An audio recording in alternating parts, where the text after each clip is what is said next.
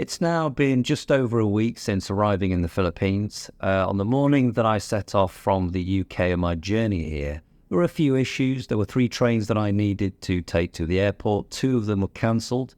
I barely slept more than a couple of hours the night before, so I wasn't exactly as focused as I should have been. Now, it really didn't help matters that at each point of my journey there was some kind of setback to add to my stress levels. So by the time I reached Manchester Airport, I was already well over an hour late. I thought to myself, well, I've got no check-in luggage, just one bag. When I got to customs, I had to get out all liquids and battery packs and the usual suspects that I didn't think I'd have to do, having recently installed those new body scanners. I packed my one bag as if it was a game of Tetris, slotting each item perfectly onto the other, cramming everything that I could get in until it was bulging at the seams. So I now have to go through the rigmarole of unpacking every item to get to the bits and pieces that need to be put in the trays. I then watch my bag disappear through the scanner, and it can go one of 2 ways. Either you can collect it on one side or it disappears behind a screen for further investigation from a security officer, and that's where mine went. So a young security officer eventually gets to me after interrogating the person in front of me for 10-15 minutes, and he goes through every item like it's a Christmas stocking or something filled with presents, scrutinizing everything that there is.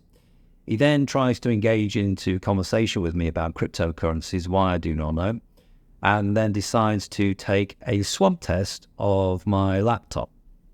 On the back of my mind, I've got images of banged up abroad, and I'm sat there wondering what the recreational habits were of the person that I purchased this laptop from a few weeks before from eBay. Anyway, he takes the swab and very carefully puts it into the machine, and I'm sat there just waiting for a guilty sound where everything changes. Is this the moment where my journey comes to an end before it's even started? Anyway, he comes back to me and he says all is good, you can pack your bag again and continue onwards. So I go through to duty free and take a seat and wait for the gate to be announced. I took this opportunity just to pop quickly into a shop, and I bought a small packet of cheese and onion crisps and a small bottle of Diet Coke. The crisps were £1.99 and the Coke was £3.49. I literally couldn't believe the prices, but I guess that's what you pay in airports nowadays. So I moved through to the plane to find my seat, and I finally locate it, and I can see that I'm sat in a window seat of 3, which the first 2 are filled by a couple in their mid-60s, of which the well-rounded woman seems to have some kind of disability. She's holding 2 crutches. Now, it literally couldn't be worse, because although they turned out to be the loveliest of people, when you burst in for a piss 2 or 3 times during an 8-hour flight, and they both fallen asleep and you have to disturb them, she then has to get onto her crutches, stand in the aisle until you get back. So God help me if you need to do that 2 or 3 times. The first leg of the journey took me through to Dubai, and I have to say it was spectacular flying over the city nights late at night. It was about 1 a.m. The moment you get off the plane at the airport, it's nicely air-conditioned, and there are grandiose waterfalls inside the airport. You can just tell that the whole place is built on a mountain of money. Went through security again, having to unpack and repack again. Called the interconnecting airport shuttle train to get to the gate for the second leg of the journey from Dubai to Cebu. The layover was only a couple of hours or so just enough time to get some refreshments. On this particular flight, I was sat right next to a Filipino at the very back 2 seats of the plane. And he actually worked for Emirates, so it was very interesting for him to tell me all about the airline and stories to do with that. It's about mid-afternoon as we slowly started to descend through to Cebu. Off the plane, no air conditioning whatsoever, straight through to immigration. Now I'm faced with a wall of immigration officers, I'm dripping with sweat, and a woman signals me to move straight ahead. Presented my passport for scrutiny. The officer looked at me and said, "You're a tourist?" To which I said yes, followed by "You're on vacation?" To which I said yes, followed by "Where will you be going?" to which I answered Palawan, Boracay and Cebu, which are the most obvious places that I could think of at the time.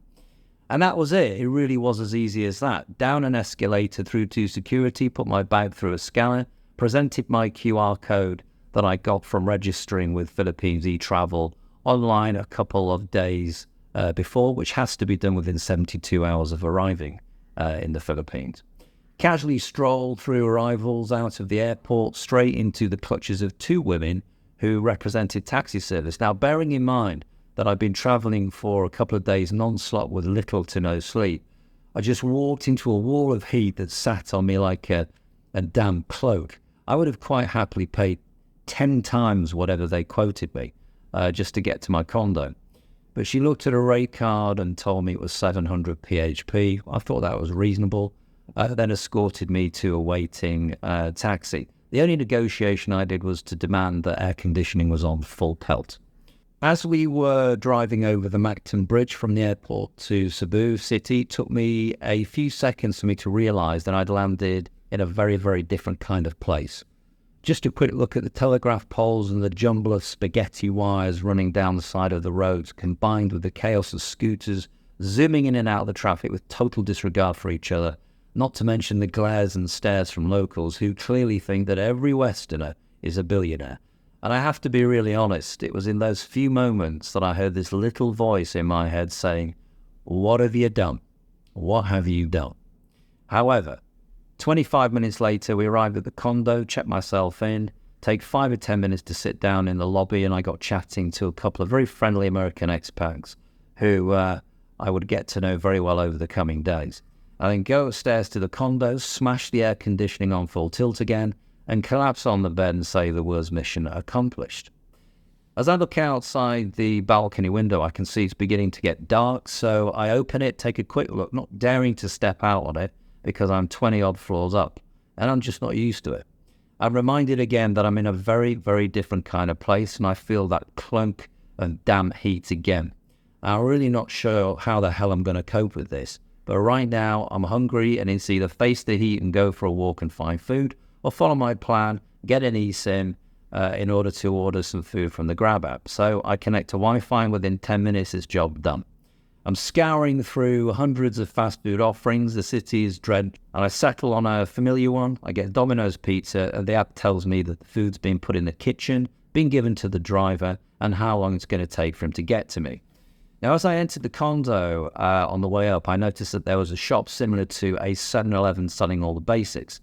So I head down to the shop and purchase some milk for my long-awaited cup of tea, 3 cans of Red Horse beer, which is apparently the go-to beer brand in the Philippines, and various other snacks. I get a notification on the Grab app telling me that my pizza is imminent, ripped it out of the driver's hands as soon as he arrives, and off upstairs I go. So there I am in my condo in Cebu, feasting on pizza and gulping down Red Horse at 6.9%, while watching Netflix. I've literally no idea whatsoever how long I'm going to be here or what's going to unfold, but the next few days gives me some idea. Just to give you a quick idea, looking out the windows of my condo, here is the city of Cebu on this very, very hot day.